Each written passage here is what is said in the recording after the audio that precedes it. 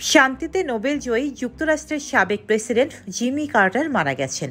Jimmy কার্টারকে অসাধারণ নেতা আখ্যায়িত করে শোক প্রকাশ করেছেন বর্তমান প্রেসিডেন্ট জো বাইডেন।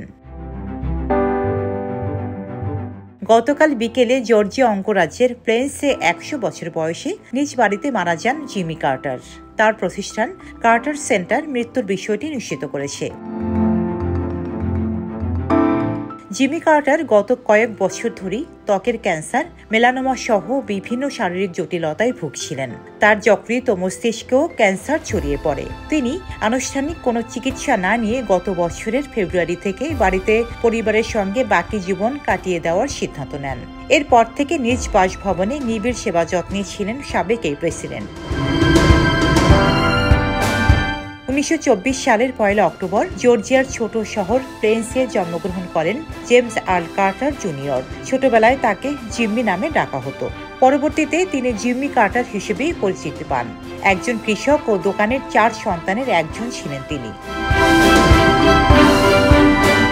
যুক্তরাষ্ট্রের নেভাল একাডেমি থেকে ১৯৪৬ সালে স্নাতক পাশ করেন জিমি কার্টার।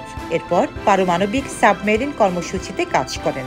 পরবর্তীতে এই চাকরি ছেড়ে পরিবারের বাদাম চাষাবাদের ব্যবসা দেখভালের দায়িত্ব নেন। কিশোর বয়স থেকে সাউদার্ন ব্যাপটিস্ট সানডে স্কুলের শিক্ষক ছিলেন জিমি কার্টার। প্রেসিডেন্টের দায়িত্ব পালনেও শক্তিশালী নৈতিকতার চেতনা নিয়ে আসেন তিনি। কোনো রাগ ঢাক ছাড়াই নিজের ধর্মীয় বিশ্বাসের বিষয়টি প্রকাশ করতেন জিমি কার্টার।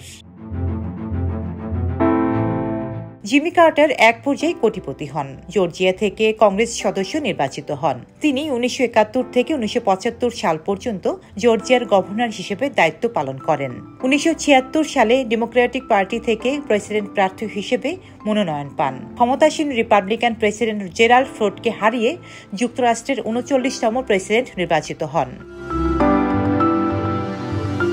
যুক্তরাষ্ট্রের প্রেসিডেন্ট হিসেবে জিমি কার্টারের দায়িত্ব পালন সুখকর ছিল না।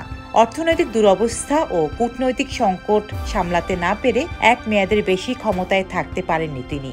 জনপ্রিয়তা হারিয়ে হোয়াইট হাউস ছাড়ার পর মানবিক কর্মকাণ্ডের মাধ্যমে নিজের সুনাম ফিরে পান জিমি কার্টার।